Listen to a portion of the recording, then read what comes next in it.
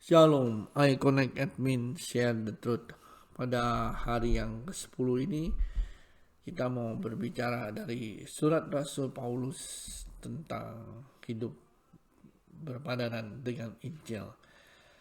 Kita berpuasa dan kita berdoa, komitmen. Kenapa kita komitmen? Karena tidaklah mudah bagi kita untuk mengikut Kristus. Untuk hal-hal yang lebih maju lagi, kita membutuhkan komitmen di dalam hidup ini, di dalam jiwa kita ini, untuk kita terus melangkah maju bersama dengan kehidupan Kristus.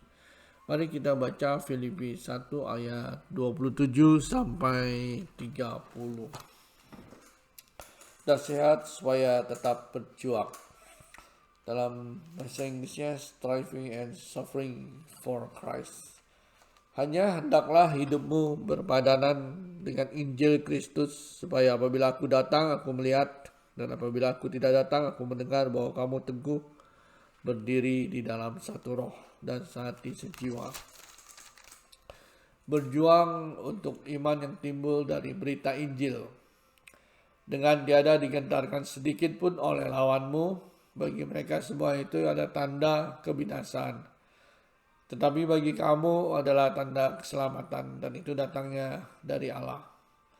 Sebab pada kamu dikaruniakan bukan saja untuk percaya kepada Kristus, melainkan juga untuk menderita untuk Dia. Dalam pergumulan yang sama seperti yang dahulu kamu lakukan padaku, dan yang sekarang kamu dengar tentang aku. But for to you it has been granted on behalf of Christ, not only to believe in Him, but also to suffer for His sake. Jadi teman-teman, dalam berita Injil ini kita harus hidup berdasarkan berita Injil yang sudah Tuhan berikan kepada kita. Bahwa kita boleh percaya akan berita Injil, tetapi kita akan melangkah maju terus untuk memberitakannya, untuk belajar sesuai hidup kita berpadanan dengan Injil, dan dilanjutkan lagi untuk menderita karena Kristus. Maka Tuhan akan banyak menolong hidup kita kalau kita mau berkomitmen untuk hidup berpadanan dengan Injil. Untuk itulah kita harus terus melangkah maju.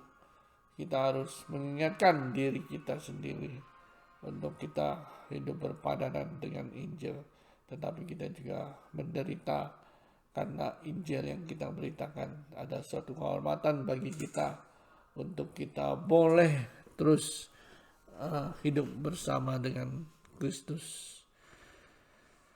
Untuk itulah selama berpuasa ini,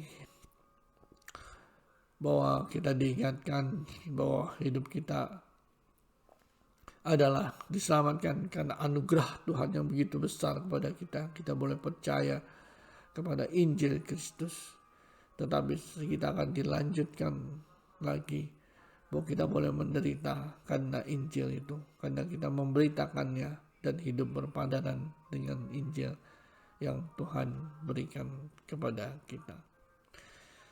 Mari kita berkomitmen untuk terus hidup menurut cara-cara Tuhan, menurut firman Tuhan, bukan cara hidup kita yang lama, yang sudah mati, yang tidak berpadanan dengan Injil.